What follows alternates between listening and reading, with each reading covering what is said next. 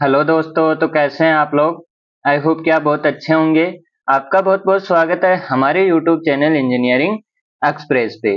तो गाइज आज के वीडियो में हम क्या पढ़ेंगे। आज के वीडियो में हम पढ़ेंगे net radiation heat exchange between two black bodies, between two non black bodies. तो यहाँ पे इस वीडियो में हम मेनली किस पे फोकस करेंगे। हम फोकस करेंगे नेट रेडिएशन हीट एक्सचेंज पे। इस पे जाने से पहले हम थोड़ा पहले का रिवाइज कर लेते हैं। तो कल के वीडियो में हमने क्या देखा था। कल के वीडियो में हमने देखा था वो था व्यू फैक्टर।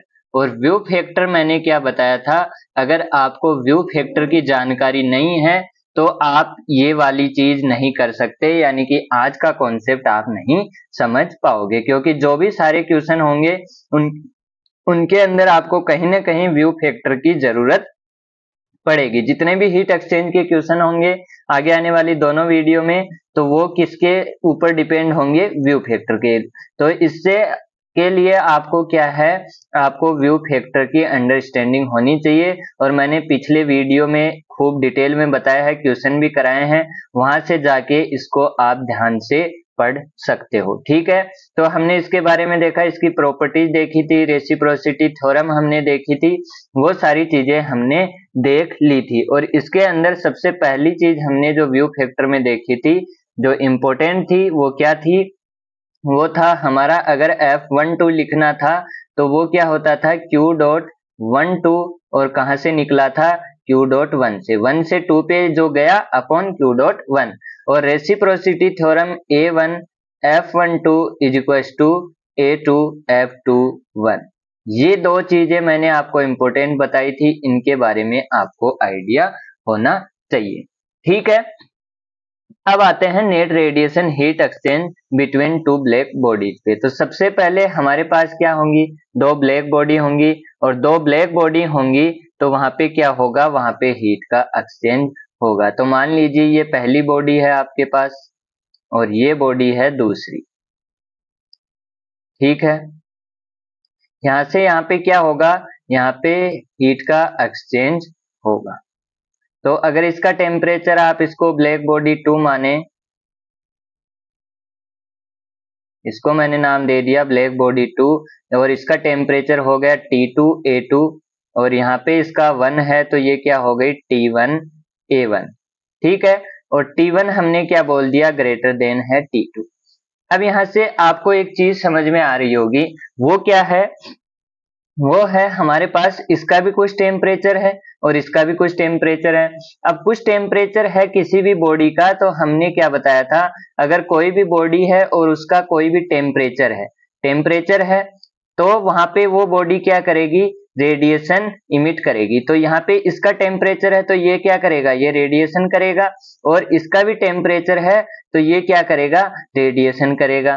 ठीक है, लेकिन यहाँ पे क्या है, यहाँ पे T1 क्या दिया हुआ है, यहाँ पे हमारा T1 अजम्पशन हमने लिया है, T1 क्या है, ग्रेटर देन है किससे, T2 से। इसका मतलब जो ये वाली बॉडी है ये क्या करेगी, ये ज्यादा रेडिएशन करेगी, और ये वाली बॉडी क्या करेगी, बॉडी नंबर 2, ये कम रेडिएशन करेगी। ठीक है, इतनी बात समझ में आती है। तो यहाँ से आप क्या लिख सकते हो, Q.1 अगर आप लिखना चाहोगे तो वो क्या लिख सकते हो, rate of radiation energy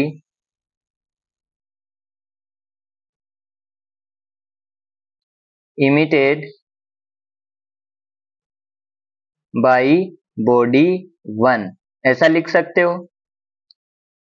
body 1 से क्या हो रहा है, Q.1 निकल रहा है। और अगर आपको Q.12 लिखना है तो वो आप क्या लिखोगे, रेट ऑफ, या फिर आप लिखोगे radiation energy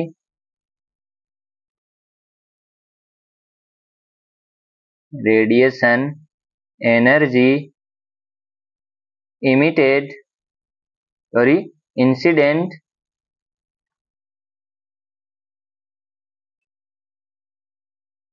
on body 2 living from body 1। आई बात समझ में। अब यहां से क्या होगा, यहां से अगर कोई आपके पास क्या हो रही है, हीट जा रही है, हीट जा रही है, तो यहाँ पे जाने के बाद क्या होगा, यहाँ पे वो क्या हो जाएगी, वो आपकी यहाँ से यहाँ जाएगी। अब इधर से तो जो हीट रिजेक्ट होगी वो तो है नहीं कि यहाँ पे आएगी घूम के, यहाँ पे कुछ यहीं पे जाके इससे टकराएगी। तो यहाँ पे जो इंसिडेंट होगी वो क्या लिख सकते हैं हम, Q डॉट 1 2। तो यहाँ से अगर आप Q डॉट 1 लिखेंगे तो Q डॉट 1 आपका क्या हो जाएगा, Q डॉट 1 हो जाएगा A1 सिग्मा B T1 की पावर 4। ये हम पढ़ चुके हैं पहले, ठीक है। तो यहाँ से आप क्या देखोगे, ये बॉडी आमने सामने रखी हुई है। अब हमने क्या देखा था, व्यू फैक्टर में हमारे पास क्या होता है, उतना ही पार्ट जाके सामने वाले की बॉडी पे टकराता है, कितना, जितना उसका व्यू फैक्टर है। यानी कि ये वाली बॉडी है, ये वाली बॉडी है इधर, मैंने बताया था पिछले वीडियो में। अब ऐसा तो ये वाला पार्ट ही यहाँ पे जाके टकराएगा, ऐसा तो है नहीं ये वाला ऐसे घूम के आके यहाँ टकराएगा। तो यहाँ से इसके लिए हम क्या निकालते थे, व्यू फैक्टर। और व्यू फैक्टर यहाँ पे क्या हो जाएगा, F12, और वो क्या हो जाएगा, वो हमने मैंने अभी आपको बताया, Q dot 12 upon Q dot 1, यानी कि 1 से निकला 2 पे टकराया अपॉन 1 से निकला, ठीक है। तो Q डॉट 12 क्या हो जाएगा, Q डॉट 12 यहाँ से आ जाएगा F12 Q डॉट 1, और इसको आप क्या लिख सकते हो, Q dot 12 is equal to F12 A1 sigma B T1 की पावर 4। ऐसा लिखने में किसी को कोई दिक्कत है क्या? यहाँ तक सारी चीजें आपको क्लियर हैं? यहाँ पे मैं ऐसा लिख सकता हूँ, कुछ नया नहीं आया है, यहाँ पे सारी चीजें पढ़ी हुई हैं आपने। सिमिलरली आप किसके लिए लिख सकते हो, बॉडी 2 के लिए, क्योंकि बॉडी 1 भी हीट का ट्रांसफर करेगी, रेडिएशन करेगी, क्योंकि इसका कुछ टेम्परेचर है, और ये वाली बॉडी भी करेगी क्योंकि इसका भी कुछ टेम्परेचर है।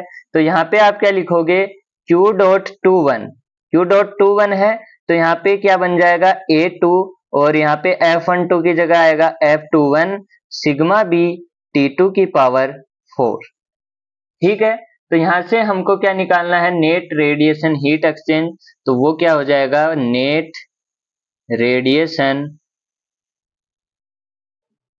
हीट एक्सचेंज,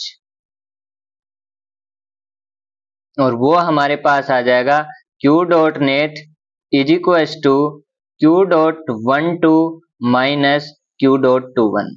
अब मैंने 12 पहले क्यों लिखा, क्योंकि T1 का टेम्परेचर ज्यादा है, ये क्या करेगा, ज्यादा रेडिएशन ट्रांसमिट करेगा। तो Q डॉट 12 लिखोगे पहले तो ये क्वांटिटी पॉजिटिव आएगी, अगर Q डॉट 21 पहले लिख दोगे तो नेगेटिव आएगी, क्योंकि यहाँ पे जो T2 टेम्परेचर है वो क्या है, कम है।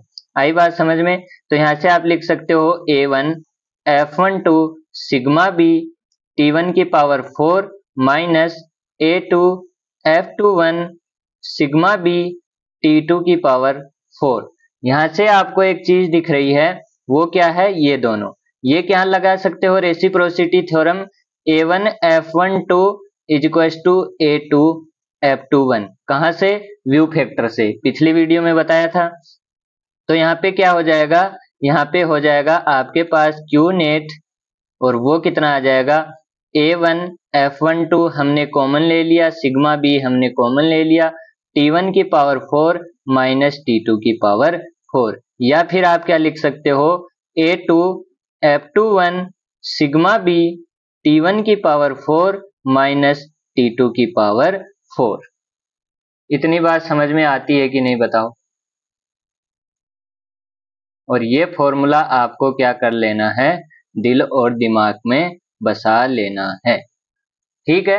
तो ये क्या हो गया, ये हो गया आपका नेट रेडिएशन हीट एक्सचेंज, जब क्या है, आपकी दो ब्लैक बॉडी हैं। तो A1 F12 sigma B T1 की पावर 4 माइनस T2 की पावर 4, ये क्या हो गया, आपका Q नेट हो गया, ठीक है। अब हमारे पास दो नई टर्म आती हैं, पहली टर्म है हमारे पास इरेडिएशन, और दूसरी टर्म है हमारे पास रेडियोसिटी। इरेडिएशन हमको क्या बोलता है, इरेडिएशन बोलता है, जिसको हम G से डिनोट करते हैं, total radiation energy incident on a surface per unit time per unit area. यानी कि हमारे पास क्या है, एक सरफेस है, और उस सरफेस पे क्या हो रही है, उस सरफेस पे यहाँ से मान लीजिए ये सोर्स है, और कोई एनर्जी ट्रांसमिट हो रही है, यहाँ पे कोई सोर्स है, यहाँ से एनर्जी आ रही है, यहाँ पे कोई सोर्स है और यहाँ से क्या आ रही है, रेडिएशन एनर्जी आ रही है। तो यहाँ पे ये हो गया आपका क्यू डॉट वन, इसको आप बोल दो क्यू डॉट टू, यहाँ पे बोल दो क्यू डॉट थ्री। यहाँ पे क्या हो रहा है, रेडिएशन एनर्जी आ रही है। तो टोटल एनर्जी इंसिडेंट, कितनी एनर्जी इंसिडेंट हो रही है पर यूनिट टाइम और पर यूनिट एरिया पे, उसको आप क्या बोलते हैं, इररेडिएशन। और इसकी अगर यूनिट की बात करें तो यूनिट आपके पास क्या हो जाएगी, यूनिट हो जाएगी वाट पर मीटर स्क्वायर, या फिर आप इसको लिख सकते हो जूल पर सेकेंड पर मीटर स्क्वायर। ठीक है। और जी क्या हो जाएगा, जी हो जाएगा आपका Q dot one plus Q dot two plus Q dot three, जितनी भी आपके पास रेडिएशन एनर्जी आ रही है उसका आप सम कर दो, उसको क्या बोलते हैं, इररेडिएशन बोलते हैं। तो ये टर्म आपको पता होनी चाहिए कि इररेडिएशन होता क्या है। जैसे आपको किसी ने पूछ लिया इररेडिएशन क्या होता है, तो total radiation energy incident on a surface per unit time per unit area, उसको आप क्या बोलते हैं, इररेडिएशन बोलते हैं। फिर आता है आपके पास रेडियोसिटी, जिसको आप जे से डिनोट करते हैं। ये क्या होता है, टोटल रेडिएशन एनर्जी लिविंग, सिर्फ इंसिडेंट और लिविंग का फर्क है, बाकी सेम है। यहाँ पे क्या होगा, यहाँ पे ये क्या करेगा, ये एनर्जी को लीव करेगा, यानी कि इससे एनर्जी क्या होगी, इससे एनर्जी निकलेगी। आ रही है बात समझे, इससे एनर्जी क्या होगी, एनर्जी निकलेगी। और बाकी सब सेम है, इसकी यूनिट भी क्या होगी, वाट पर मीटर स्क्वायर।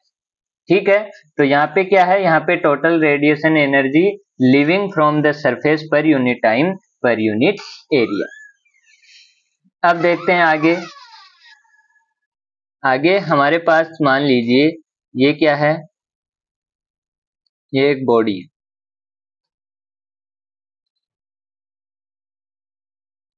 ठीक है।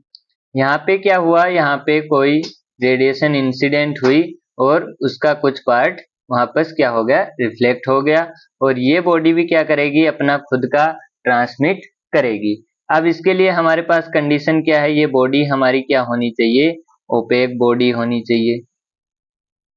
और ओपेक बॉडी है, ओपेक सरफेस है, तो यहाँ पे क्या होगा, alpha plus rho is equal to क्या होगा, 1 होगा। यहाँ पे ट्रांसमिटिविटी क्या होगी, 0 होगी। रिफ्लेक्टिविटी प्लस एब्जॉर्बिविटी क्या हो जाएगी, 1 हो जाएगी। और किरचॉफ लॉ से आप क्या लिख सकते हैं, किरचॉफ लॉ से आप क्या लिख सकते हैं, अगर कोई आपके पास सरफेस है कैसी, नॉन ब्लैक, तो वहां पे क्या होता है, वहां पे एल्फा इज इक्वल टू क्या होता है, अपसाइलन होता है। तो यहाँ पे अगर अपसाइलन लिखोगे तो रो क्या हो जाएगा, 1 माइनस अपसाइलन। ठीक है। अब यहाँ पे क्या हुआ, यहाँ पे क्या इंसिडेंट हो रहा है, इंसिडेंट होने को क्या बोलते हैं, इररेडिएशन, यानी कि जी इंसिडेंट हो रहा है और वापस रिफ्लेक्ट कितना हो रहा है, वो हो रहा है रो जी। ठीक है। रो क्या है, आपकी रिफ्लेक्टिविटी, और जी क्या है, जितना इंसिडेंट हो रहा है उसका पार्ट, और ई क्या है, आपका जो खुद से क्या हो रहा है, एनर्जी निकल रही है। तो यहाँ से आप क्या लिख सकते हो, यहाँ से आप लिख सकते हो जे यानी टोटल लिविंग, टोटल लिविंग आपका कितना है, टोटल लिविंग है रो जी प्लस ई। ठीक है। अब नॉन ब्लैक बॉडी है तो ई को आप क्या लिखोगे, अपसाइलन ई बी, ऐसे ही निकालते थे। प्लस रो को आप क्या लिख सकते हो, यहां से 1 माइनस अपसाइलन और इंटू जी। ठीक है, ये हो गया। अब हमारे पास क्या हुआ, net radiation heat exchange, net radiation heat exchange, और वो कितना आ जाएगा, वो आ जाएगा आपके पास जे माइनस जी, जे लिविंग माइनस आउट कमिंग। ठीक है, ये लिविंग है और ये क्या है, कमिंग है। तो यहां से क्या होगा, यहां से होगा J minus epsilon E B 1 minus epsilon. तो यहाँ पे क्या होगा, J minus J epsilon minus J minus plus epsilon E B, और ये क्या हो जाएगा, 1 माइनस। ठीक है, तो जे से जे हुआ कैंसिल, और यहाँ पे एप्सिलॉन आप कॉमन ले लेंगे तो वो क्या हो जाएगा, एप्सिलॉन हमने कॉमन ले लिया, ई B minus J, 1 minus epsilon. तो यहाँ पे क्या है, ये वाट पर मीटर स्क्वायर। अब इसको वाट में लिखना है तो यहाँ पे एरिया से मल्टीप्लाई करेंगे, तो मीटर स्क्वायर से मीटर स्क्वायर कटेगा, तो यहाँ पे एरिया से इसको अगर आप मल्टीप्लाई कर देंगे तो ये क्या बन जाएगा, ये वाट बन जाएगा। ठीक है, तो यहाँ से आप क्या लिख सकते हो, यहाँ से आप लिख सकते हो Q डॉट नेट, और वो कितना आ जाएगा, E B minus J 1 minus epsilon upon ए एप्सिलॉन। ठीक है, तो ये वाली जो चीज है, ये वाली चीज आपके पास क्या है, ये वाली चीज है आपके पास सरफेस रेजिस्टेंस। ठीक है, ये क्या है, ये है आपका रेडिएशन के लिए पोटेंशियल डिफरेंस, और ये क्या है, ये है सरफेस रेजिस्टेंस। तो ये आपको याद होना चाहिए, 1 minus epsilon upon A epsilon. किसी भी सरफेस से अगर रेडिएशन हो रहा है तो उसके ऊपर क्या आएगा, उसके ऊपर यहाँ पे आएगा सरफेस रेजिस्टेंस, और सरफेस रेजिस्टेंस की वैल्यू कितनी होगी, 1 minus epsilon upon A epsilon. तो ये क्या हो गया आपका सरफेस रेजिस्टेंस। तो ये आपको याद होना चाहिए।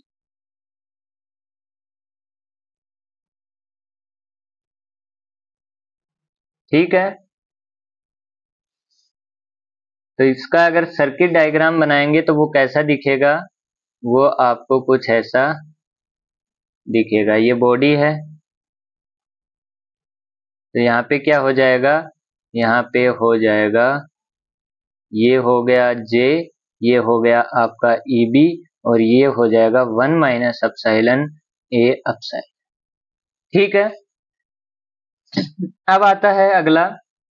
यहाँ पे मान लीजिए हमारे पास क्या है, हमारे पास दो सरफेस, ठीक है, और एक सरफेस इसके सामने रखी हुई है, ये वाली। अब हमने सरफेस का तो रेजिस्टेंस निकाल लिया, अब यहाँ से कोई ट्रांसफर हो रहा है J1 और इधर से हो रहा है क्या, J2। ठीक है, तो यहाँ पे बीच में क्या है, बीच में गैप है, एयर है, स्पेस है, उसके कारण भी क्या होगा, उसके कारण भी रेजिस्टेंस होगा। तो ये हमारी सरफेस 1 है, ये हमारी सरफेस 2 है। तो अगर आप टोटल रेडिएशन लिविंग लिखेंगे किसके लिए, सरफेस 1 के लिए, तो आप क्या लिखेंगे, total radiation living the surface 1, और वो कितना हो जाएगा, वो हो जाएगा J1 वाट पर मीटर स्क्वायर, J1 हो जाएगा। और टोटल रेडिएशन एक्सचेंज लिखेंगे, और वो कितना हो जाएगा, total radiation energy living surface 1 and strike second,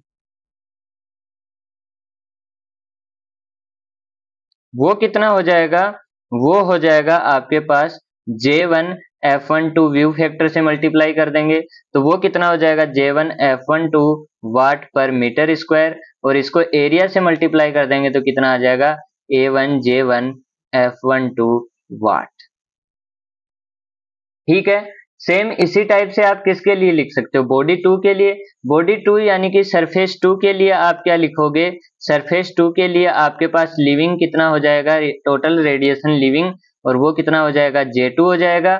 और सरफेस 2 से 1 पे जितना जाएगा वो क्या होगा, नेट, वो कितना हो जाएगा,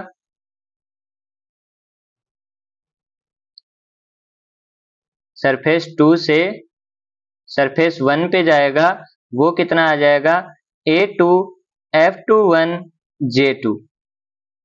सेम इसी टाइप से आप लिख सकते हैं।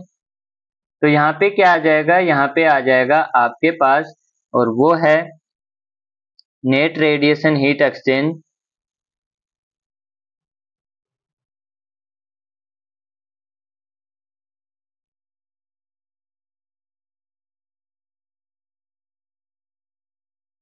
वो कितना होगा, J1 A1 F12 minus J2 A2 F12। ठीक है, तो यहाँ से क्या लिख सकते हो, रेसिप्रोसिटी थ्योरम लगा सकते हो यहाँ पे। तो यहाँ पे लगाया तो ये दोनों इक्वल हो गए, तो A1 F12 आपने कॉमन ले लिया और यहाँ पे क्या बचा, J1 माइनस J2। ठीक है, इसको कैसे लिख सकते हो, इसको लिख सकते हो J1 minus J2 upon 1 upon A1 F12, ऐसे लिख सकते हो। और ये 1 अपॉन A1 F12 आपका क्या है, ये है आपका स्पेस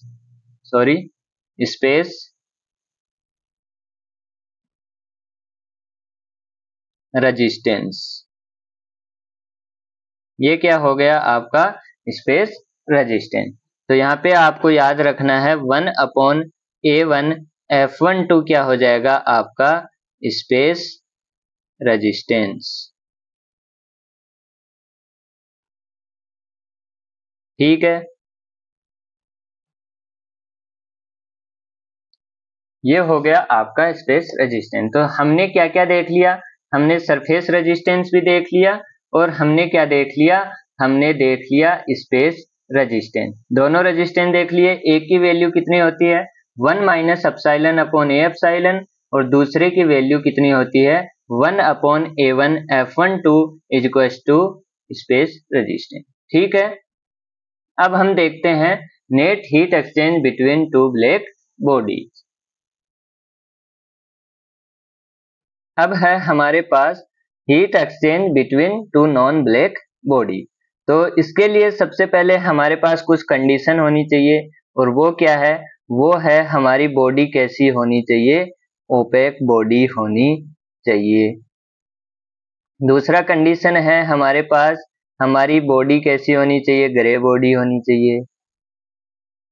और तीसरा है हमारे पास वो बॉडी हमारी डिफ्यूज बॉडी होनी चाहिए। अगर ऐसी बॉडी नहीं है तो हमारे लिए कैलकुलेशन करना बहुत ही डिफिकल्ट हो जाएगा।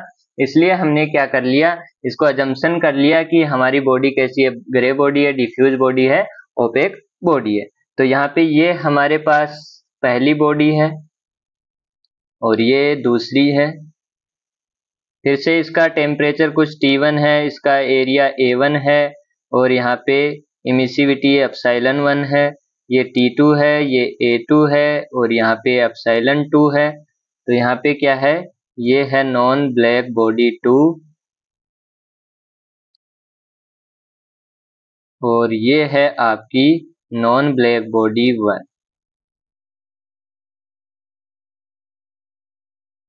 और आपको पता है हमने क्या माना, T1 ग्रेटर देन है क्या T2 से।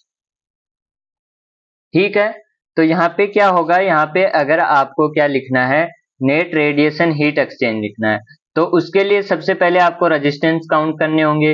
रेजिस्टेंस क्या होगा, इसका सरफेस रेजिस्टेंस यानी कि पहला रेजिस्टेंस ये, फिर दोनों के बीच में क्या है, स्पेस है तो स्पेस का रेजिस्टेंस आएगा और फिर उसके बाद क्या है, इसकी सरफेस यानी कि हमारे पास ये 3 नंबर का क्या आएगा, रेजिस्टेंस आएगा। तो तीनों को आप लिख सकते हैं आराम से।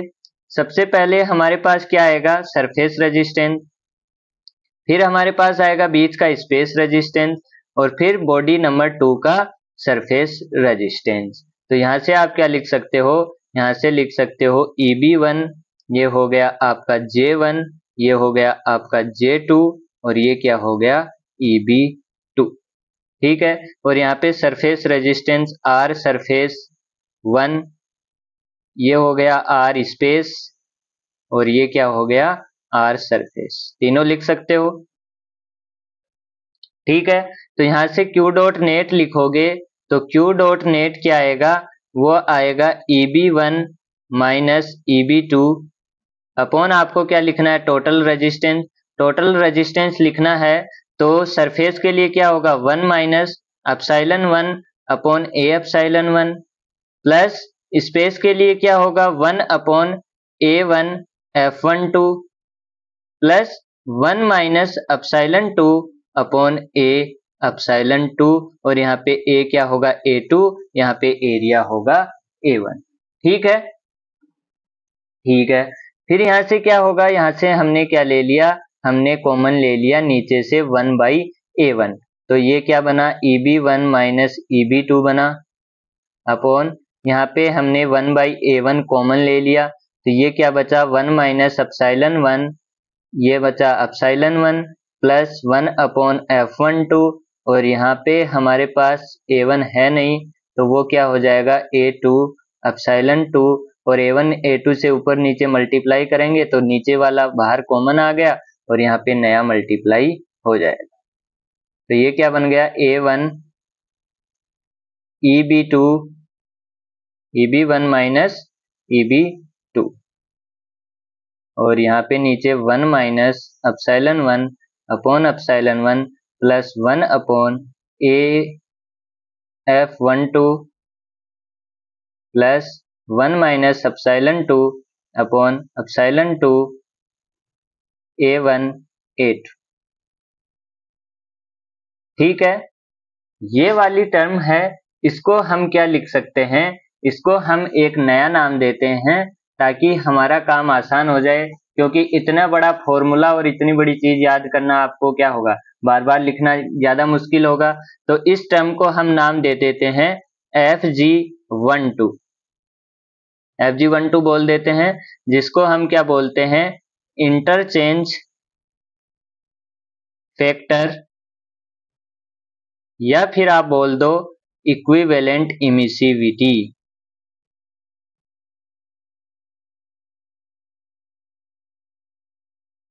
ठीक है, तो यहां से आप क्या लिख सकते हो, FG12, और वो क्या किसके इक्वल हो जाएगा, 1/1 minus epsilon upon epsilon plus 1/F12 plus 1 minus epsilon 2 upon epsilon 2 into A1/8, ये इसके बराबर हो जाएगा। तो इसकी जगह अगर आप ये रख दोगे तो आपके पास सिंपल इक्वेशन बन जाएगी Q डॉट की, और वो कितनी बन जाएगी, A1 FG12, और यहाँ पे आ जाएगा सिग्मा बी T1 की पावर 4 माइनस T2 की पावर, ये सिंपल सी इक्वेशन आपके पास आ जाएगी। अब आपको बार बार ये इतना बड़ा टर्म लिखने की जरूरत नहीं है, आप सीधा सा क्या लिख दो, FG12।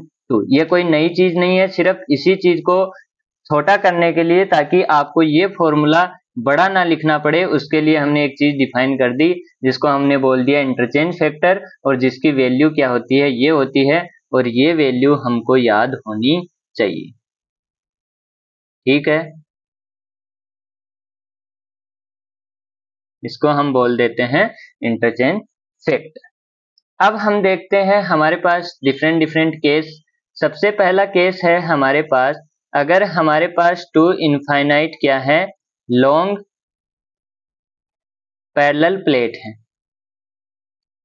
अगर दो पैरेलल प्लेट आपके पास रखी हुई हैं तो वहां पे हीट का एक्सचेंज क्या होगा, क्या वहां पे रेजिस्टेंस होगा, वो सारी चीजें हमको निकालनी है, यानी Q डॉट नेट हमको निकालना है। दो पैरेलल प्लेट हैं, इनफाइनाइटली लॉन्ग हैं, और आमने सामने रखी हुई,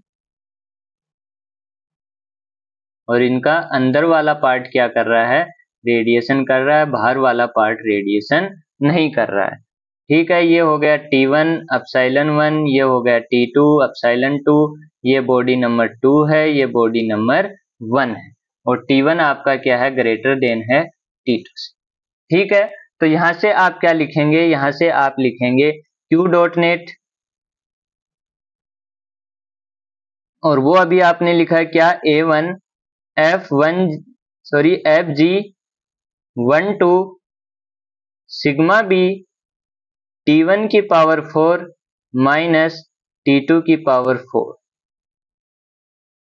तो यहां से अगर आपको पास A1 है, आपके पास सिग्मा बी है, T1 है, T2 है, आपके पास आपको क्या निकालना है, FG12, और FG12 की वैल्यू कितनी है, अब तक आपको याद हो जानी चाहिए, 1 minus epsilon 1 upon epsilon 1 plus 1/F12 plus 1 minus epsilon 2 upon epsilon 2 A1 A2।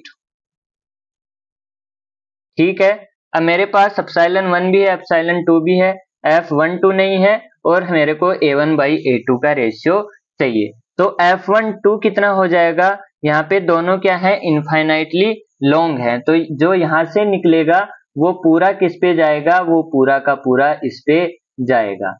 ठीक है, तो पूरा का पूरा इस पे जाएगा, मतलब F12 कितना हो गया, 1 हो गया। और A1 बाई A2 भी क्या है, दोनों इनफाइनाइटली लॉन्ग है, यानी दोनों का एरिया इक्वल है, तो ये भी कितना हो जाएगा, ये भी 1 हो जाएगा। तो यहाँ से क्या लिखोगे, Fg12 और वो कितना आ गया, 1 upon epsilon 1 minus 1 plus 1 upon epsilon 2 और माइनस 1। कैसे आया, ये इसके नीचे डिवाइड में गया 1 बाई एप्सिलॉन 1, ये दोनों क्या हुए, ये दोनों क्या हुए, कैंसिल हो गए। यहाँ पे 1 आया तो ये 1 हुआ, ये 1 बाई एप्सिलॉन 2 और ये एप्सिलॉन 2 से एप्सिलॉन 2 कटा -1, A1 बाई A2 आपका पहले ही 1 हो चुका, तो यहाँ से ये दोनों कैंसिल हो गए और यहाँ से आपके पास निकल के आया 1 upon epsilon 1 plus 1 upon epsilon 2 minus 1।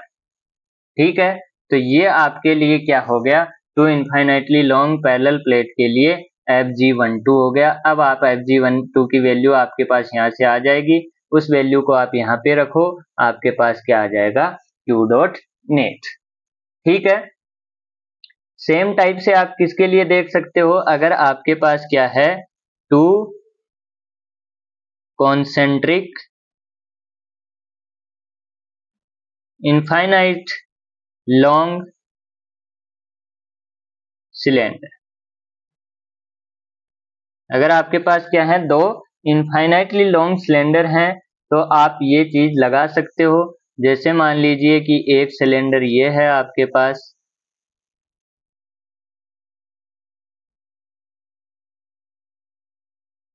ठीक है, और दूसरा सिलेंडर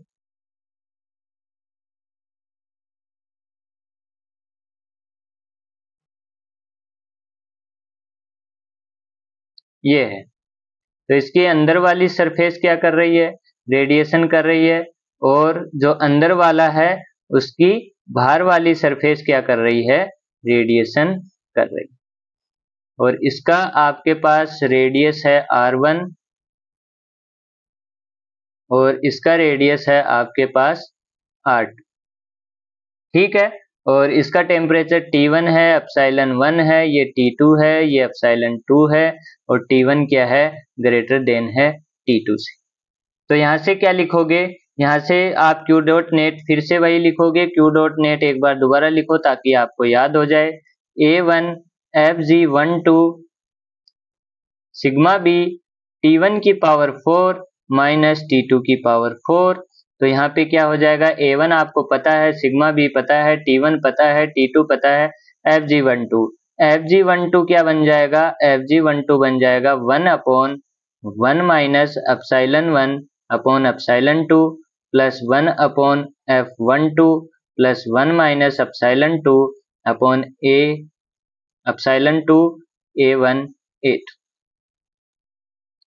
ठीक है, तो यहाँ से क्या होगा, F12 अगर आप लिखेंगे तो F12 क्या होगा, यहाँ से जो निकलेगा वो पूरा इस पे जाएगा क्योंकि इनफाइनाइटली लॉन्ग है, तो ये 1 हो जाएगा। और A1 बाई A2 क्या हो जाएगा, A1 बाई A2 हो जाएगा A1 for 2 pi R1L upon 2 pi R2L। तो 2 पाई से 2 पाई कैंसिल, L से L कैंसिल, L इनफाइनाइट है, तो R1 अपॉन, ठीक है, तो ये रखो यहाँ पे, ये क्या बन जाएगा, Fg12 is equal to 1 upon epsilon 1 minus 1 plus 1 plus में क्या आ जाएगा, 1 minus epsilon 2 upon epsilon 2 R1 divide by R2। तो ये दोनों कैंसिल हो गए, आपके पास सिर्फ बचा 1 upon epsilon 1 plus 1 minus epsilon 2 upon epsilon 2 R1 divide by R2। ठीक है, तो ये आपके पास Fg12 आ गया। यहाँ से आप वैल्यू, सारी वैल्यू आपके पास हैं, पुट करो, यहाँ पे रखो, आपके पास क्या आ जाएगा, Q डॉट नेट। तीसरी कंडीशन है और वो है टू कॉन्सेंट्रिक स्पेयर। तो यहाँ पे कोई नया चेंज नहीं आएगा, सिर्फ एक छोटा सा चेंज आएगा। ये आपके पास इनर स्पेयर है, ये आपके पास आउटर स्पेयर है, ये R1 है और ये आपका R2 है। इसका इनर सरफेस आपके पास क्या कर रहा है, रेडिएशन, और इसका आउटर सरफेस रेडिएशन कर रहा है। तो यहाँ पे Q डॉट नेट आप क्या लिख सकते हैं, Q डॉट नेट आप लिख सकते हैं वही आपके पास A1 Fg12 sigma B T1 की पावर 4 माइनस T2 की पावर 4। और यहाँ पे Fg12 चाहिए तो सिर्फ एक छोटा सा बदलाव आएगा, वो किसमें, A1 अपॉन A2 में। A1 अपॉन A2 क्या हो जाएगा, वो हो जाएगा 4 पाई R2 square R1 square upon 4 पाई R2 का स्क्वायर। तो ये दोनों कैंसिल और यहाँ पे क्या आ जाएगा, R1 स्क्वायर अपॉन R2 का स्क्वायर। ठीक है, तो यहाँ से हमारे पास जो चेंज आएगा वो बाकी सब सेम रहेगा, सिलेंडर जैसा। यहाँ पे बन जाएगा 1 upon epsilon 1 plus 1 minus epsilon 2 upon epsilon 1, और ये बन जाएगा R1 बाई R2 का स्क्वायर। यानी कि क्या है, सेम सिलेंडर वाला फॉर्मूला है, सिर्फ R1 बाई R2 पे क्या लग जाएगा, आपके पास स्क्वायर लग जाएगा। और F12 कितना आ जाएगा, वो 1 ही होगा, क्योंकि ये इनर के अंदर स्पेयर है, तो सारा का सारा जो रेडिएशन है वो कहाँ पे जाएगा, आउटर पे जाएगा। अगला केस इंपॉर्टेंट है, ये देखो, ये है हमारे पास small body in large enclosure. यहाँ पे क्या है, यहाँ पे है एक बॉडी रखी हुई है जो काफी स्मॉल है, और किसके अंदर रखी हुई है, बहुत बड़ी इनक्लोजर के अंदर। ठीक है, इसकी emissivity epsilon 1, temperature T1, area A1, इसका area A2, temperature T2, epsilon 2, T1 greater है T2 से, वही सारी चीजें सेम है। तो यहाँ पे अगर Q डॉट नेट लिखोगे तो वही इक्वेशन आएगी। मैं सीधा Fg12 से लिखना चालू करूंगा, क्योंकि मैंने काफी बार वो फॉर्मूला लिख दिया है, आपको याद हो गया है। तो यहाँ पे क्या होगा, 1 minus epsilon 1 upon epsilon 1 plus 1 upon AF12 plus 1 minus epsilon 2 upon epsilon 2 A1 by A2, ये बन गया। तो यहाँ से F12 तो क्या हो जाएगा, F12 तो आपका 1 ही हो जाएगा, क्योंकि ये इसके अंदर है, तो सारा रेडिएशन जो जाएगा वो कहाँ पे जाएगा, बाहर की साइड पे जाएगा। लेकिन A1 क्या है, A1 बाई A2, A1 बहुत छोटा है, A2 बहुत बड़ा है, तो ये वैल्यू क्या आएगी, बहुत छोटी आएगी, यानी लेस देन 1 आएगी, और लेस देन 1 आएगी। तो इस क्वांटिटी को आप क्या मान सकते हो, लगभग 0 मान सकते हो। क्यों, क्योंकि इसको अब अगर आप 0.00001 से मल्टीप्लाई करोगे तो कोई इसका फायदा है नहीं। ठीक है, तो ये प्लस में है तो इसका कोई फायदा नहीं है।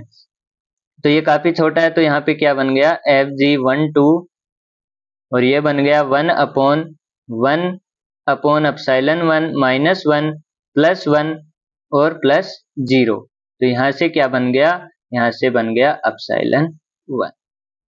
तो जो सबसे छोटा आपका Fg12 आया है वो किसके लिए आया है, वो आया है लार्ज इनक्लोजर के लिए, और वो कितना है, वो है एप्सिलॉन 1। तो यहाँ से आप Q डॉट क्या लिख सकते हो, Q डॉट नेट आप डायरेक्ट लिख सकते हो, और वो क्या हो जाएगा, A1 epsilon 1 sigma B T1 की पावर 4 माइनस T2 की power 4।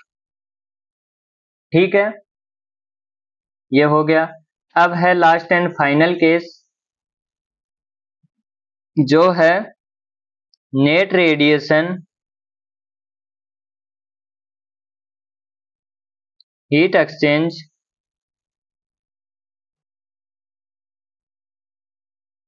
Between two small bodies.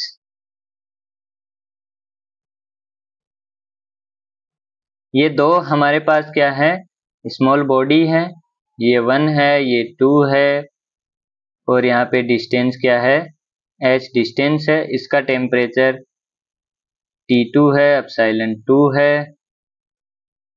ये T1 है, ये एप्सिलॉन 1 है, और जैसा कि T1 आपका क्या है, ग्रेटर देन T2 है। और h यहाँ पे क्या है, h यहाँ पे वेरी लार्ज। ठीक है, तो यहाँ पे क्या होगा, रेडिएशन इमिटेड बाय बॉडी 1 क्या हो जाएगा, अगर आप लिखेंगे रेडिएशन इमिटेड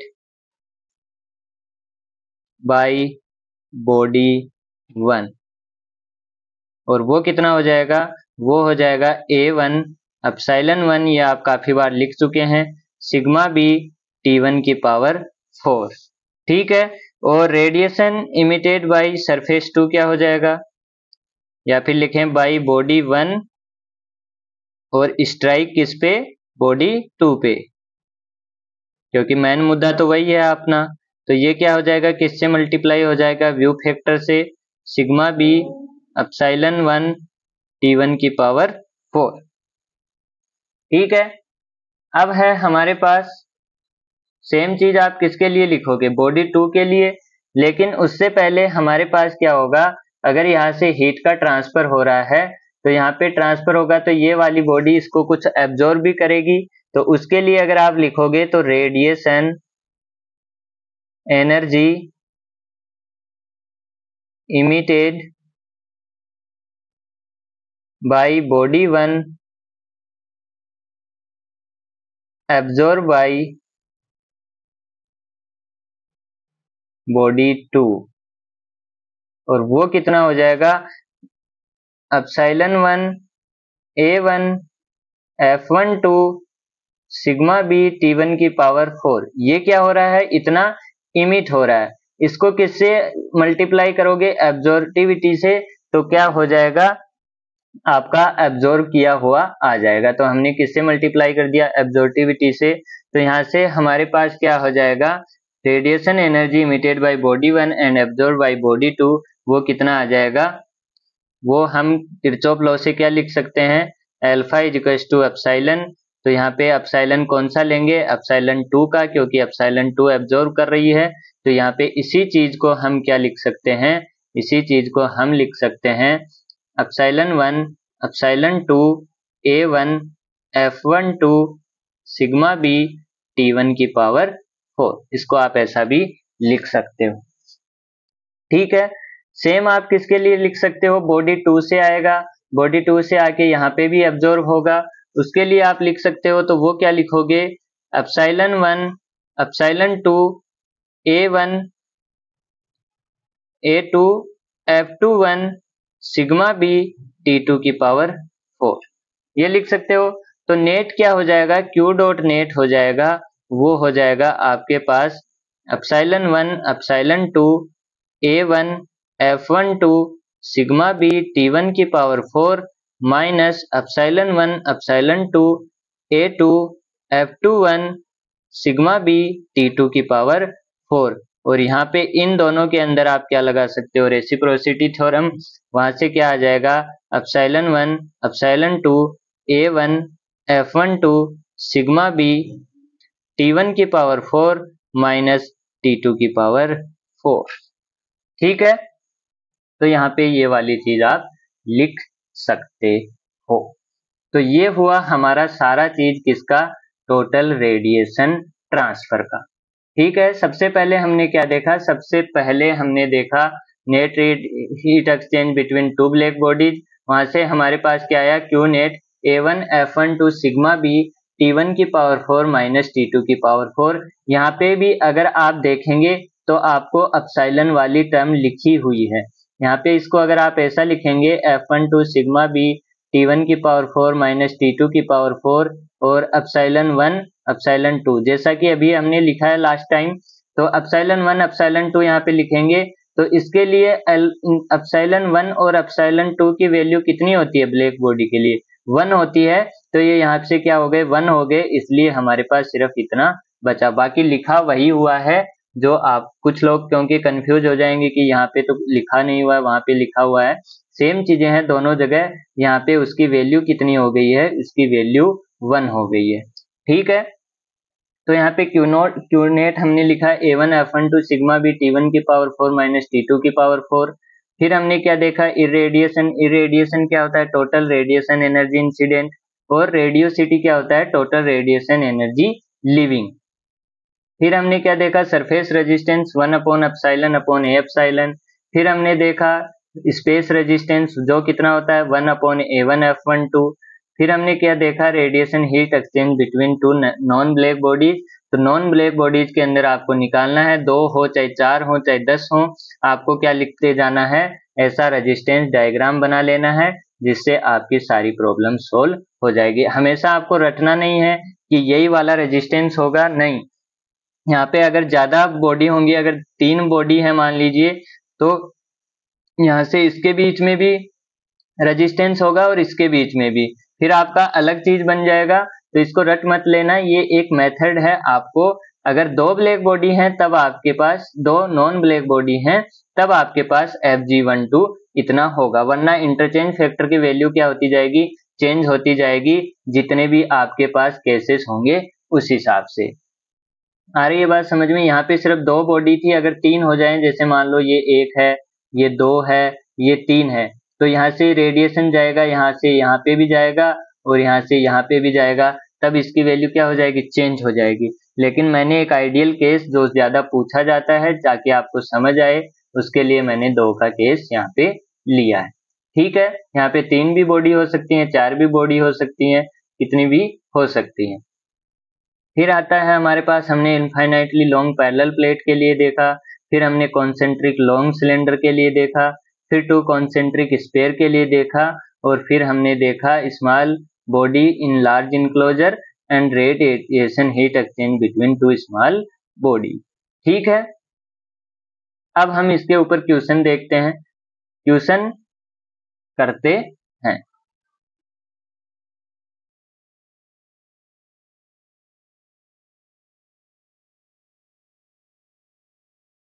अब ये क्वेश्चन हमको दिया हुआ है, और इस क्वेश्चन में हमको क्या बोला है, हमको बोला है हमारे पास क्या है, एक हेमीस्फेरिकल फर्नेस है, जिसके अंदर हमारे पास रूफ का हमको टेम्परेचर और इमिसिविटी दिया हुआ है, और फ्लोर का दिया हुआ है। हमको क्या पूछा है, find the net radiation heat exchange between floor and roof. Floor and roof के बीच में हमको क्या पूछा है, नेट रेडिएशन हीट एक्सचेंज पूछा है। तो यहाँ पे आपको क्यू डॉट नेट का फॉर्मूला पता है, और वो आप क्या लगाओगे, A1 F1G Fg12 sigma B T1 की पावर 4 माइनस T2 की पावर 4, ये लगा दोगे। तो Fg12 आपको चाहिए, बाकी सब चीजें आपके पास हैं, तो वो कितना हो जाएगा, वो हो जाएगा 1 upon 1 minus epsilon 1 upon epsilon 1, क्योंकि यहाँ पे 2 ही सरफेस हैं, इसलिए आप ये फॉर्मूला लगा सकते हो। 3 सरफेस होंगी तो आप Fg1 का ये फॉर्मूला नहीं लगा सकते। ठीक है, तो ध्यान रखना, 2 से ज्यादा सरफेस होते ही Fg12 का ये फॉर्मूला आप नहीं लगा सकेंगे। उसके लिए क्या करेंगे वो अभी हम देखेंगे। तो ये लिख दिया। अब यहाँ से F12 निकालो, F11 प्लस F12, वो आप क्या लिख सकते हैं, 1 लिख सकते हैं। F11 और F12 आप क्या लिख सकते हैं, 1 लिख सकते हैं। और यहाँ से आप एक चीज और लिख सकते हैं, A1 F12 plus A2 equal to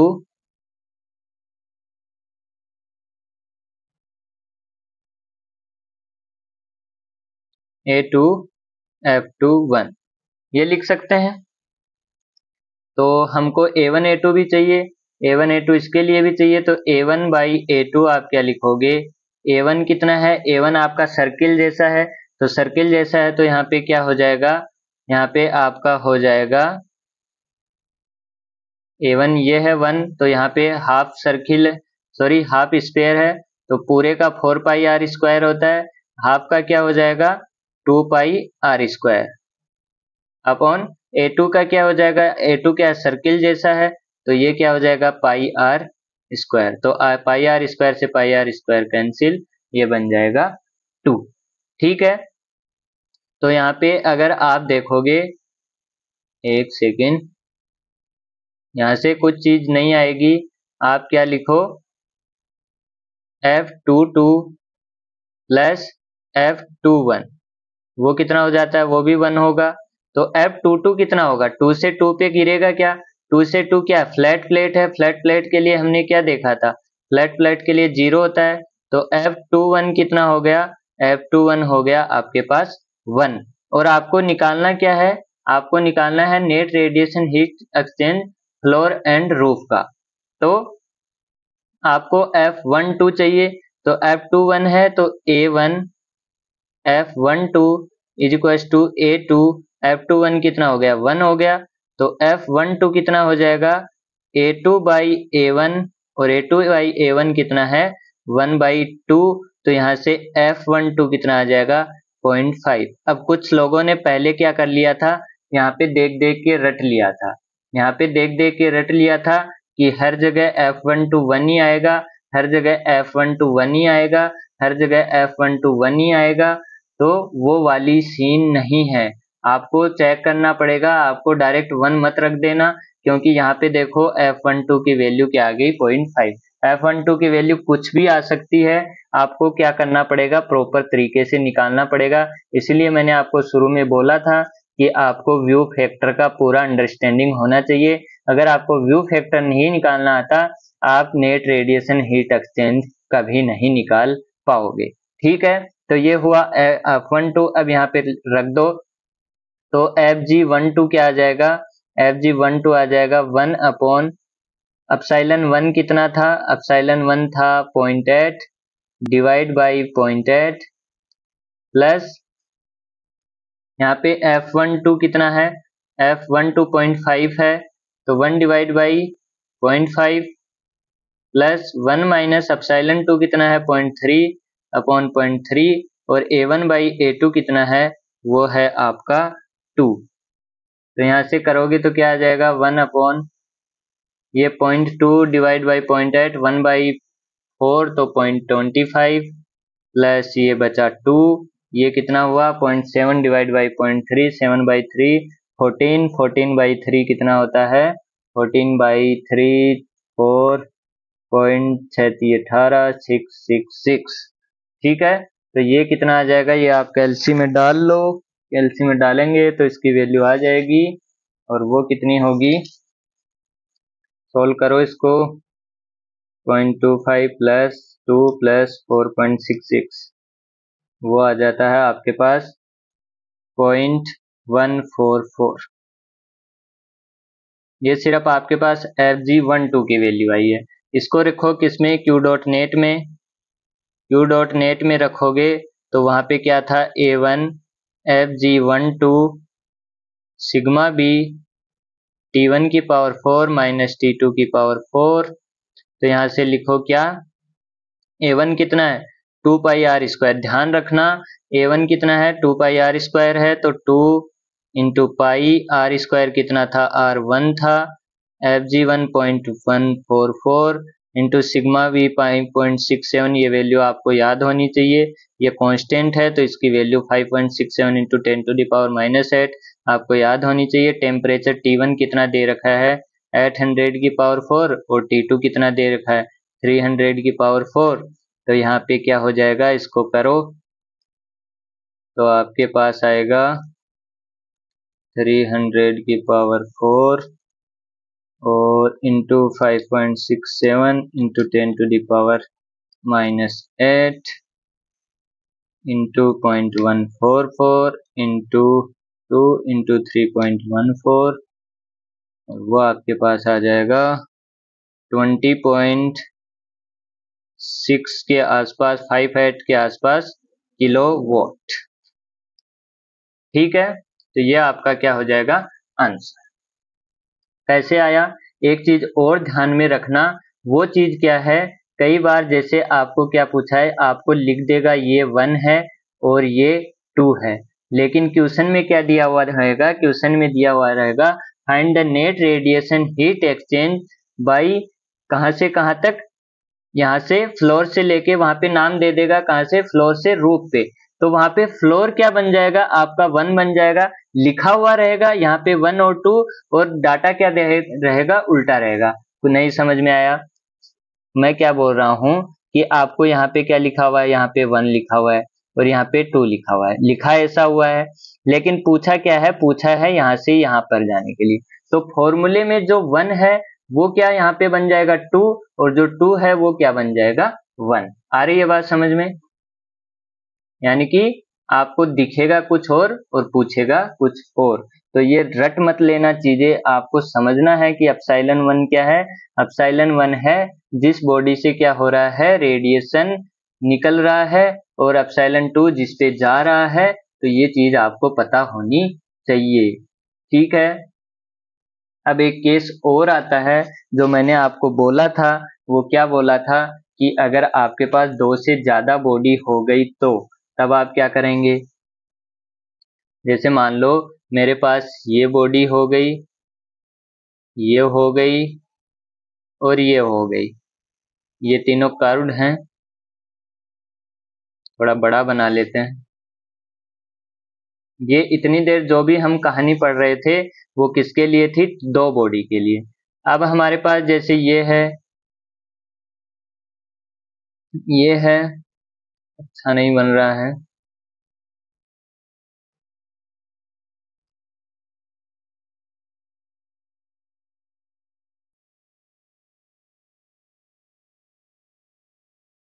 ये है।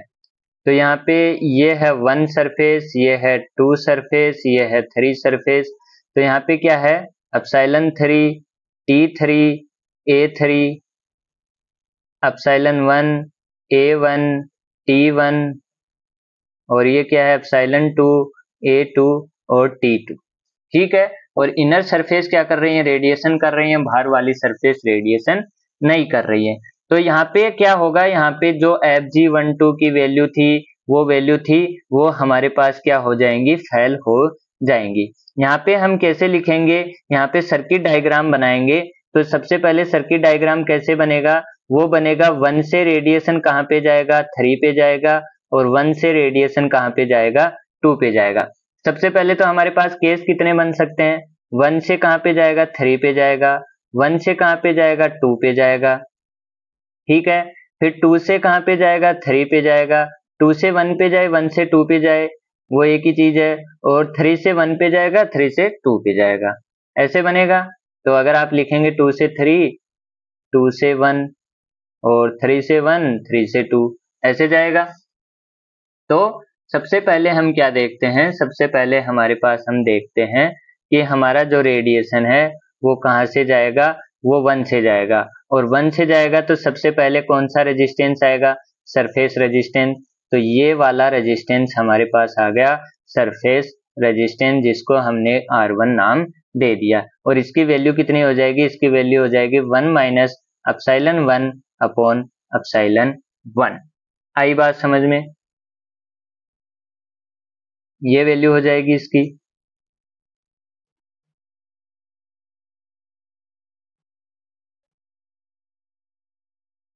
ठीक है, फिर क्या होगा, फिर R 1 से 2 पे जा रहा है, तो 1 से 2 पे जाएगा, तो 1 और 2 के बीच में कौन सा रेजिस्टेंस आएगा, स्पेस रेजिस्टेंस।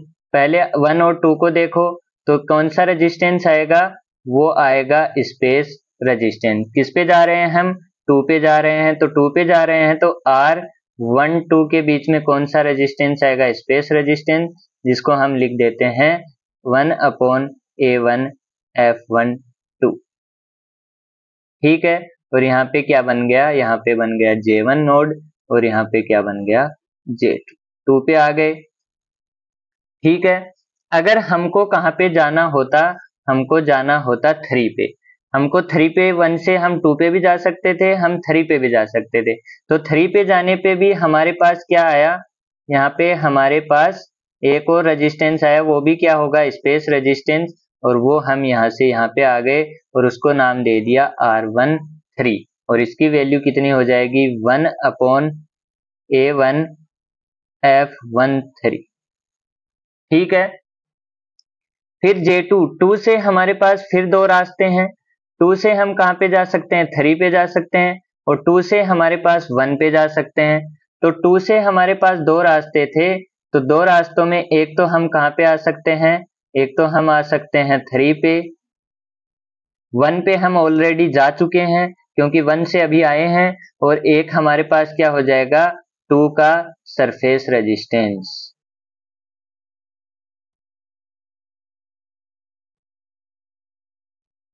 ठीक है,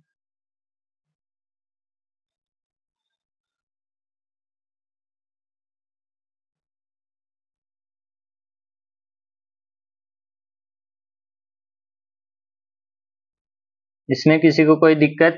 और एक क्या हो जाएगा, एक हो जाएगा 3 पे अपना सरफेस रेजिस्टेंस। 3 बेचारा कहीं नहीं जा सकता, क्यों, क्योंकि वो पहले ही सबसे जाके आ चुका है।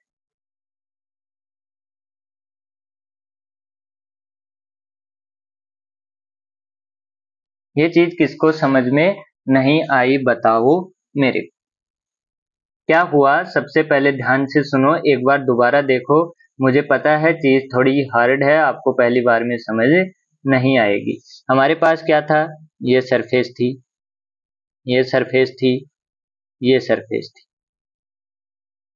ठीक है, अभी इस चीज को ऐसे समझो, सरफेस से मत समझो। यहाँ पे ऐसे देखो, यहाँ पे क्या था, एक विलेज था, एक विलेज यहाँ पे था और एक विलेज यहाँ पे था।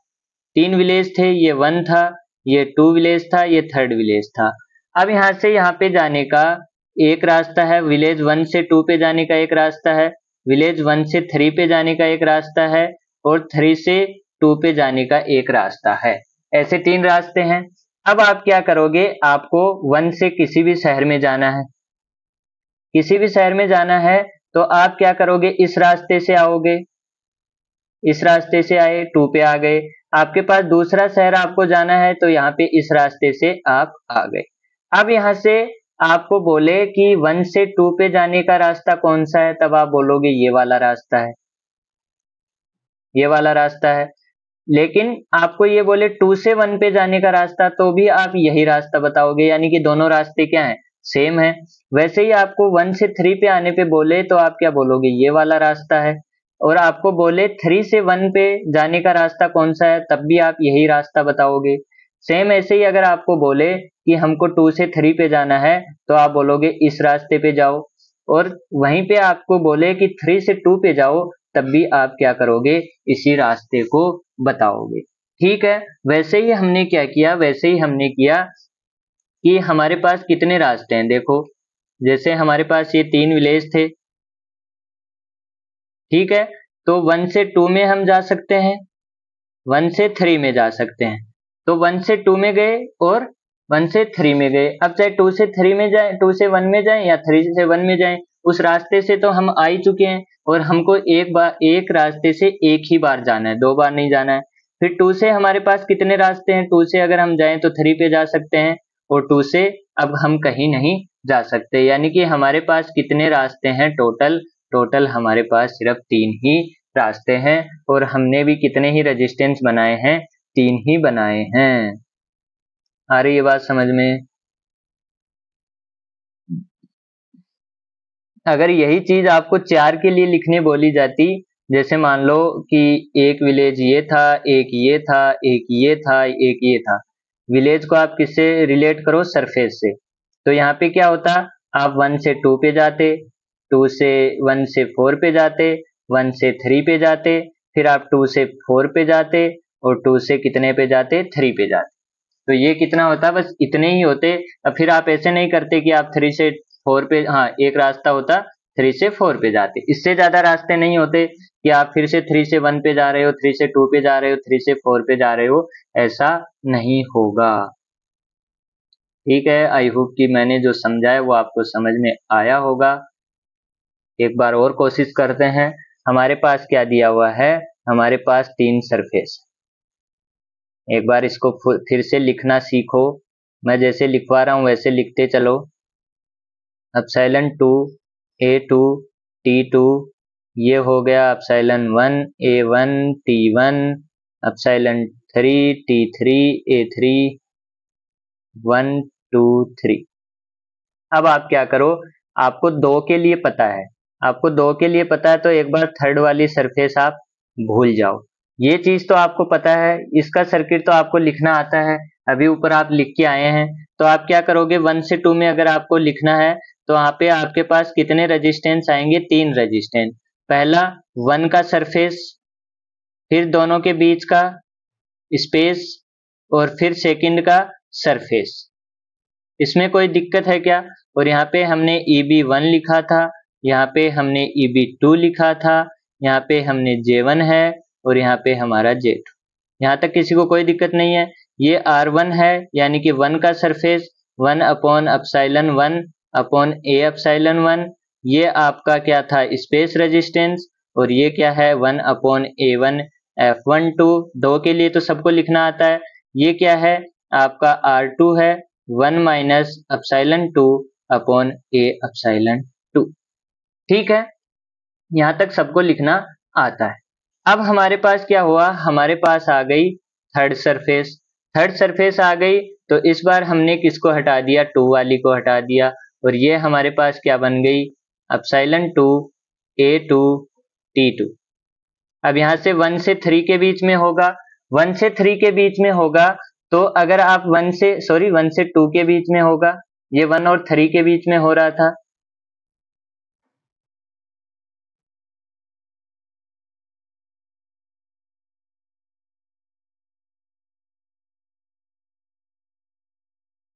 ठीक है, ये 1 और 3 के बीच में हो रहा था। अब 1 और 2 के बीच में होगा, तो 1 और 2 के बीच में होगा तो सबसे पहले 2 ही सरफेस हैं, 2 सरफेस के लिए आपको लिखना आता है। आप क्या लिखेंगे, आप लिखेंगे इसका सरफेस किसका, 1 का सरफेस। तो आप यहां से चलेंगे, यहाँ पे ये 1 का सरफेस लिख दिया। ठीक है, 1 का सरफेस, फिर क्या आएगा, 2 और 1 के बीच का स्पेस, तो इधर तो रास्ता बंद है, तो इधर आपने एक रास्ता बना लिया और ये क्या बना दिया, स्पेस बना दिया। ठीक है, और फिर हमारे पास क्या आ जाएगा, 2 का सरफेस।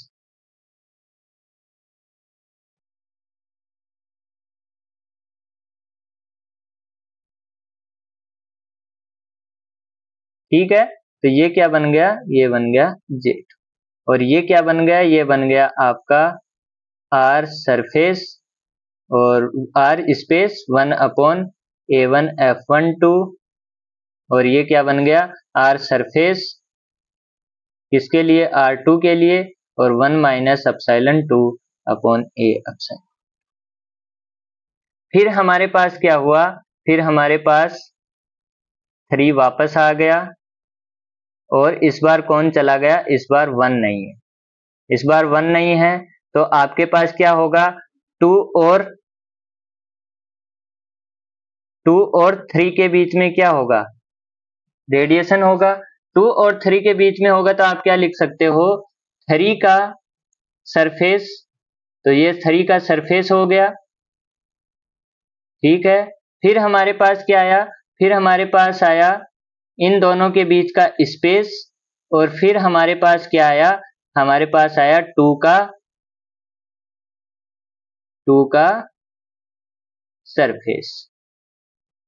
ठीक है, तो ये वाली चीज और ये वाली चीज सेम बन गई। आप देखो, दोनों दिखने में थोड़ी अलग अलग दिख रही होंगी, बाकी सेम चीजें हैं। अगर इसको भी आप इधर से थोड़ा एंगल पे सीधा कर दोगे तो ये दोनों सेम चीजें हैं। आई बात समझ में? तो जिसको अगर यहाँ से डायरेक्ट समझ में नहीं आया है वो कहाँ पे जाओ, वो यहाँ पे जाओ। सबसे पहले क्या करो, 3 सरफेस थी, 1 2 3। सबसे पहले 3 को हटा दो, 1 और 2 के बीच में बनाओ। फिर 2 को हटा दो, 1 और 3 के बीच में बनाओ। फिर 1 को हटा दो, 2 और 3 के बीच में बनाओ। सारे रेजिस्टेंस अपने आप बन जाएंगे और आपको डायग्राम ऐसा दिखेगा। ना कुछ रटने का यहाँ पे जरूरत है, ना कुछ और करने का। अब यहाँ से आप क्या कर सकते हो, इक्विवेलेंट रेजिस्टेंस निकाल सकते हो। तो यहाँ पे अगर आप नोड 1 के लिए लिखना चाहेंगे तो क्या लिखेंगे,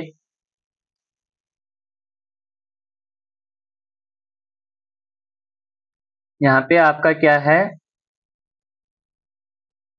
यहाँ पे आपका नोड 1 है, तो नोड 1 पे इनकमिंग एंड आउटकमिंग क्या होता है, बराबर होता है।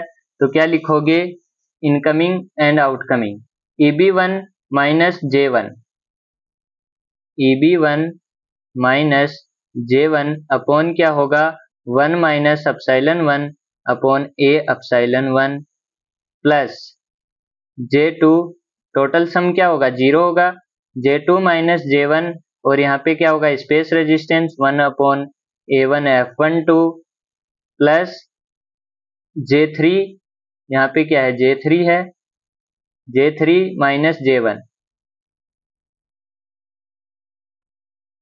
और बीच में क्या आ जाएगा, space resistance A1 F13 is equal to 0। ये क्या था, ये था नोड 1। नोड 2 के लिए लिखेंगे,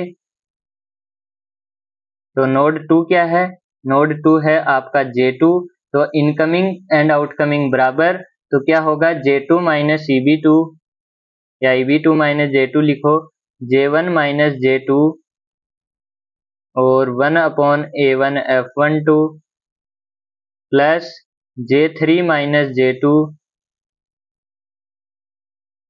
1 upon A3 F32 plus EB2 minus J2।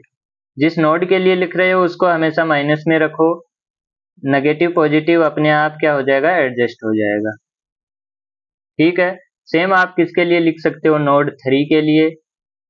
Node 3 कहाँ पे है, नोड 3 ये रहा आपका, तो J3 लिखना है, तो क्या होगा, J1 minus J3 upon space resistance A1 F13 plus J2 minus J3 space resistance 1 upon A1 F23 plus क्या होगा, EB3 minus J3 upon 1 upon epsilon 3 A epsilon 3 is equal to 0। ठीक है, आई बात समझ में। तो ऐसे आप क्या कर सकते हो, सारे रेजिस्टेंस लिख सकते हो। मेन प्रॉब्लम जो सामने आती है वो इसी स्लाइड में आती है, इसी को लिखने में आती है। काफी लोग इसको लिख नहीं पाते हैं। लिखना कैसे है, अगर आपको यहाँ से समझ में नहीं आया तो सीधा सा सिंपल एक काम करो, जितनी भी सरफेस आपको दी हुई है उतने क्या बना लो, उतने गोले बना लो। आपको कितनी सरफेस दी हुई है, 3 सरफेस, 1 2 3 लिख लो, 1 2 3 लिख लो।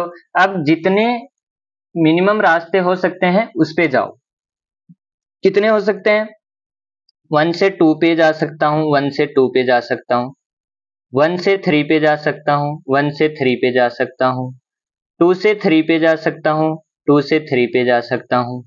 अब देखो, अब 2 से 1 पे नहीं जा सकता क्योंकि मैं पहले से जा चुका हूँ। 2 से मैं 3 पे नहीं जा सकता क्योंकि मैं पहले से आ चुका हूँ।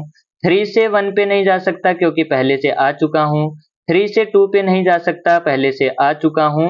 तो सारे रास्ते बंद हैं, सिर्फ ये 3 रास्ते मेरे पास हैं। ठीक है, तो ये 3 रास्ते हैं, तो यही 3 रेजिस्टेंस आपको लिखने हैं। सबसे पहले आपको किसके बीच में लिखना है, आपको सरफेस कंसीडर कर लेनी है 1 वाली और 2 वाली, 1 वाली और 2 वाली रेजिस्टेंस लिख लेना है। फिर 1 वाली और 3 वाली, 1 वाली और 3 वाली, और फिर 2 वाली एंड 3 वाली। ठीक है, दो दो के पेयर में आपको ले लेके सारे रेजिस्टेंस बना लेने हैं। अगर यहीं पे मेरे पास 4 सरफेस होती तो मैं क्या करता, मैं 4 गोले बना लेता, 1 2 3 4, और कितने लिख देता, 1 से 2 में जाता, ठीक है, 1 से 3 में जा सकता था, ठीक है, 1 से 4 में जा सकता था, ठीक है, 2 से 4 में जा सकता था, ठीक है, 2 से 3 में जा सकता था, ठीक है, और 3 से 4 में जा सकता था। अब बाकी और मेरे पास कोई चांस नहीं है। 2 से 1 में मैं नहीं जा सकता क्योंकि जा चुका, 2 से 4 में नहीं जा सका, जा सकता, 4 से 1 में नहीं, बाकी कोई भी रास्ता नहीं है। तो ये रास्ते होते। अब मैं क्या करता, सबको 2-2 को लेके क्या कर लेता, रेजिस्टेंस लिख लेता, क्योंकि 2 को लिखना बहुत आसान है। 2 सरफेस के लिए आप लिख सकते हैं तीन या तीन से ज्यादा के लिए आपको क्या होती है, डिफिकल्टी होती है। इसलिए हमने क्या किया, हमने दो दो कंसीडर कर ली। पहले 1 और 2 को कंसीडर किया तो हमारे पास ब्लू वाला बना। 1 और 2 को कंसीडर किया तो ब्लू वाली लाइन बनी। फिर हमने किसको कंसीडर किया, सॉरी 1 एंड 3 को कंसीडर किया तो ब्लू लाइन बनी। 1 और 2 को कंसीडर किया तो मेरे पास व्हाइट लाइन बनी। और 2 से 3 को कंसीडर किया तो कौन सा रेजिस्टेंस लाइन बना, पिंक लाइन बना। और यही मैंने बताया है 1 3 1 2 2 3, 1 3 1 2 2 3, यही तीनों मैंने यूज किया है, देख लो। और यही यहाँ पे यूज हुआ है 1 3 1 2 2 3। ठीक है, तो ये सारे रेजिस्टेंस आपके बन गए। आई होप कि ये आपको समझ में आया होगा। अगर नहीं समझ में आया है तो मैं एक बार आपको दोबारा से समझा दूंगा, आप कमेंट बॉक्स में लिख सकते हैं। मैं इसके ऊपर एक नई वीडियो बना दूंगा क्योंकि ये पॉइंट हार्ड है। तो अभी अगर आपको नहीं समझ में आया है तो एक बार फिर से वीडियो देख के समझने का कोशिश करो। अगर फिर भी समझ में नहीं आए तो आप कमेंट बॉक्स में लिख देना, मैं आपको दोबारा से अलग से इसके ऊपर अच्छे से वीडियो बना के समझा दूंगा। अब क्वेश्चन में तो कुछ है नहीं हार्ड, क्वेश्चन में सब दिया होगा, ये दिया होगा, ये सब दिया रहेगा। आपको सीधा ये लगाना है, नोड 1 नोड 2 नोड 3 लगाना है। जो भी नहीं दिया रहेगा वो सब आ जाएगा, लेकिन आपको व्यू फैक्टर्स निकालने आने चाहिए। व्यू फैक्टर्स में आपकी कमांड होनी चाहिए। आ रही है बात समझ में? तो व्यू फैक्टर्स के लिए आपको थोड़ी मेहनत करनी पड़ेगी, व्यू फैक्टर्स आपको समझने पड़ेंगे। अगर व्यू फैक्टर्स निकाल लिए तो इन तीनों इक्वेशन से जो चीजें हमको नहीं पता है वो सारी चीजें हमारे पास आ जाएंगी और वहां से हम क्या निकाल लेंगे, सारी चीजें निकाल लेंगे। और जो जो हमको पूछा रहेगा वो सब हम निकाल लेंगे। आई बात समझ में? वो सब हम क्या कर लेंगे, निकाल लेंगे। ठीक है, तो आज के लिए इतना ही रखते हैं, वरना बहुत ज्यादा बड़ी वीडियो हो जाएगी। अगर कुछ समझ में नहीं आया तो बकायदा आप कमेंट बॉक्स में लिख दीजिए, मैं अच्छे से और डिटेल में इस चीज को आपको अलग से वीडियो बना दूंगा। ठीक है, तो मिलते हैं अगले वीडियो में। आज के लिए इतना ही रखते हैं। तब तक के लिए हंसते रहो, पढ़ते रहो, मुस्कुराते रहो, खेलते रहो, जिंदगी में आगे बढ़ते रहो। आज के लिए इतना ही, तब तक के लिए जय हिंद जय भारत।